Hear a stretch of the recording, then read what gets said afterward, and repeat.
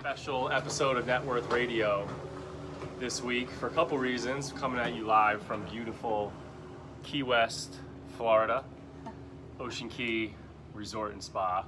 And then I have a special guest, which is the best part of this episode. Why don't you tell everybody who you are? I am Jenn Wirth, and I am the other half to Chris Wirth. So we have my beautiful wife, Jen, on the show, and somebody that I've wanted to have on for a while. I should have had her on probably the first episode. But she has an incredible outlook on life that I wanted to share with everybody, and an incredible story for a couple reasons that we wanted to share. So what I wanted to start and just ask you is, the thing that stood out to me during this whole COVID thing is I'm like going off the rails towards the end. I just describe it as like a caged animal that just needs to get out. And Jen, she's fully embraced the COVID time and has really like pulled me back in and made me think about it differently. So why don't you tell everybody what's been your thought process going through this lockdown for almost 4 months now, and why you think it's a good thing and how you've turned it into a positive? So I guess to give people a little bit of background as to why I feel this way.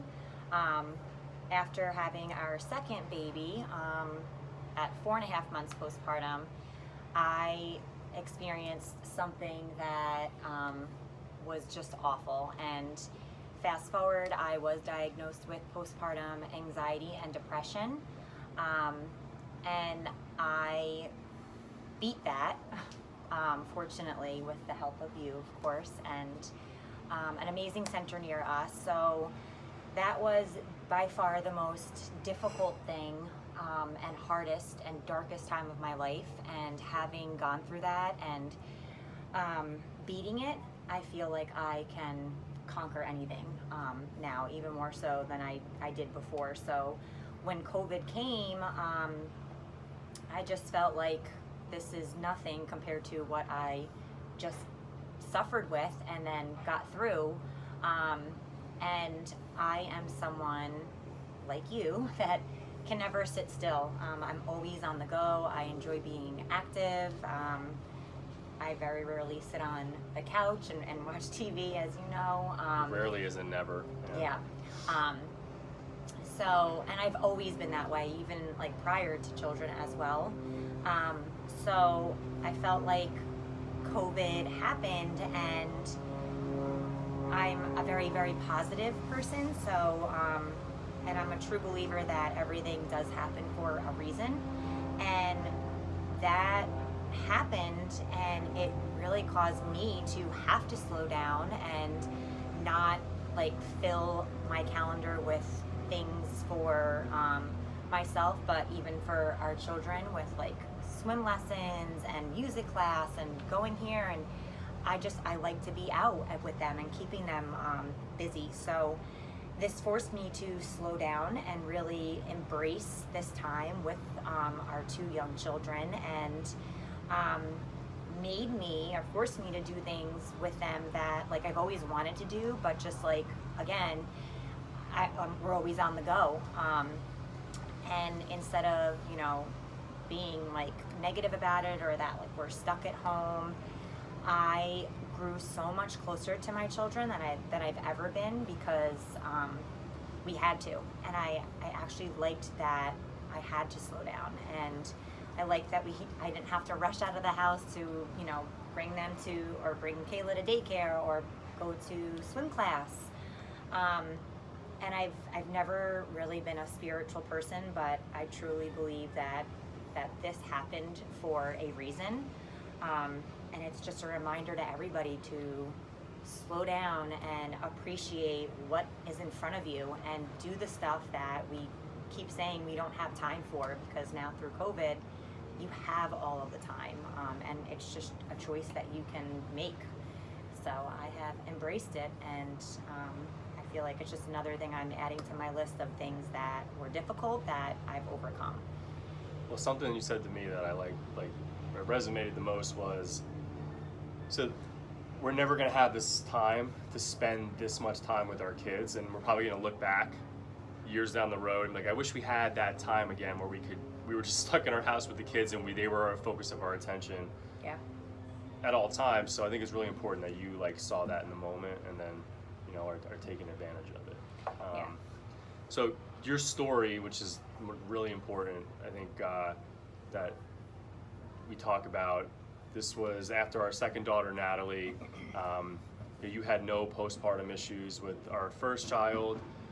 Everything was great, and then even after Natalie number 2, for several months in, you were fine, and you know, it culminated like I guess like the climax of the movie was, you know, when I asked you a question about kind of the state of mind you were in, and you know, it was a disturbing question to have to ask, and we can talk about it if you want to, what I did ask you, but you know, you basically said no, like everything's not okay, and I have had these kind of thoughts, and it led down this path of a lot of craziness, and wow, it changed our lives. But like, why don't you just start the beginning with, you know, the story with how much you want to, you know, how much you do want to share is up to you.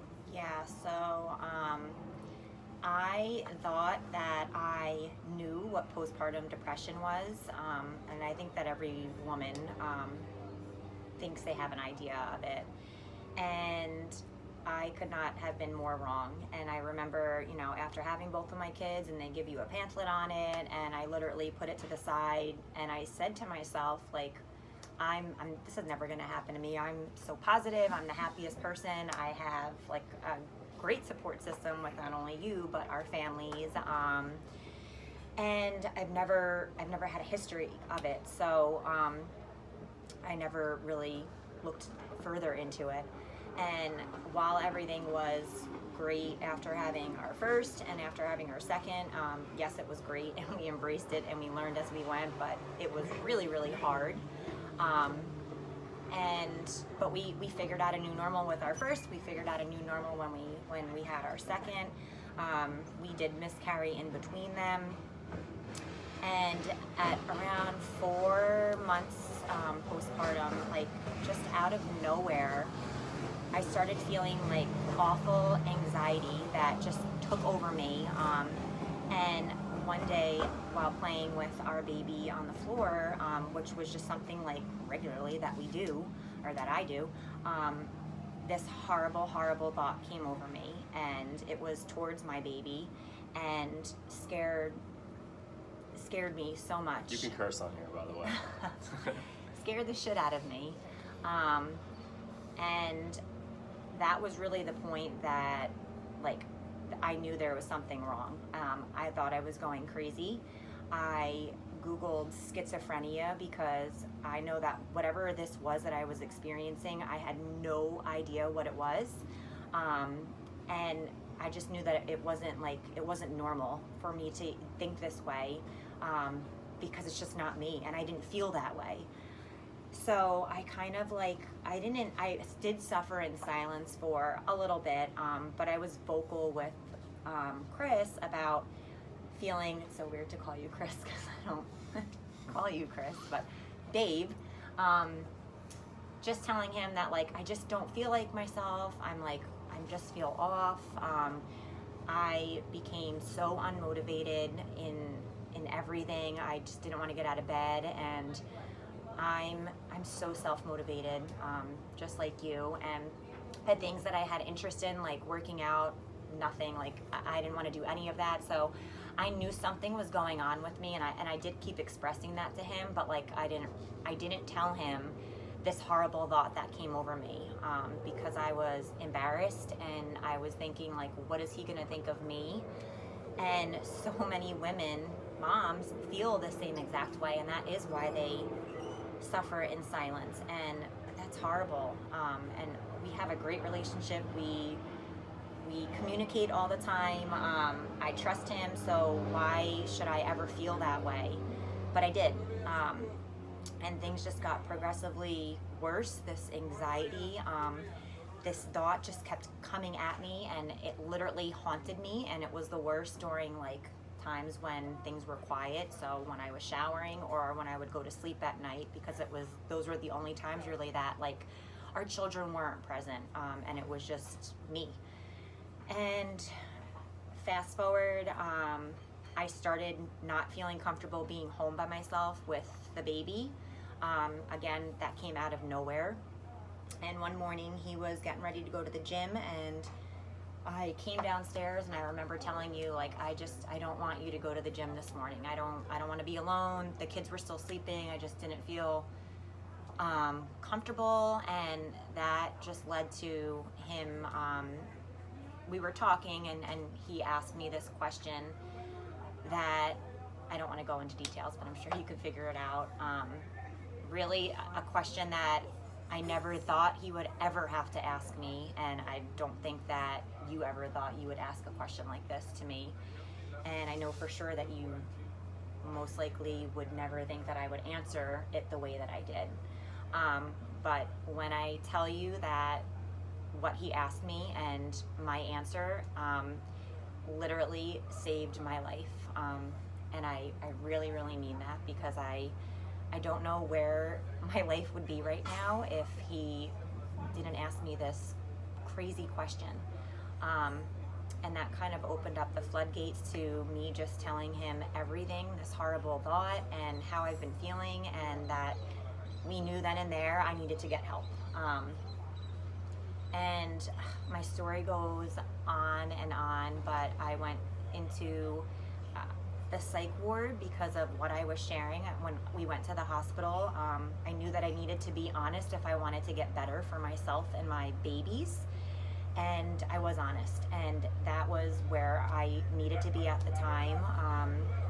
And it just goes to show you that when women suffer with postpartum depression, anxiety, they're also known as perinatal mood and anxiety disorders, because there's so many of them and it's a spectrum, but that you can find comfort in a place like a psych ward when you're going through something like this, and that's super disturbing.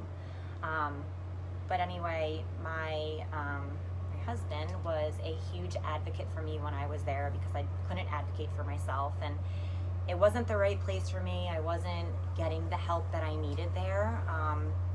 So he researched places that could help me that were specific to postpartum. And I still had no answer as to like what was wrong with me. I really thought I was just crazy.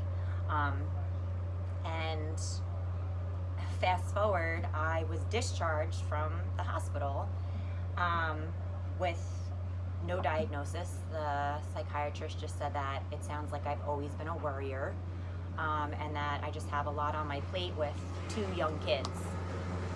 And I remember feeling like, how is this guy letting me go home like this? Like, that's really, really scary, with everything that I just shared with them. And his reasonings as to why it wasn't postpartum depression was that it didn't happen with my first, only my second, that it didn't happen right after or shortly after giving birth, that it happened 4.5 months postpartum. I don't have a history of postpartum, or I don't have a history of depression or anxiety. And so yeah, I got discharged, and thankfully my husband researched and found a place local to us at Monmouth Hospital, Monmouth Medical Hospital, the PMAD Center, and they are another place and a person that literally saved my life as well. And things just kind of progressively got better. It was a long road, but here I am today, and I'm proof that this is temporary, and that it's treatable, and that your life can get back to the way that it was. And honestly, I say to you all the time, I feel like I am even better than I ever was, having gone through this horrible, horrible thing that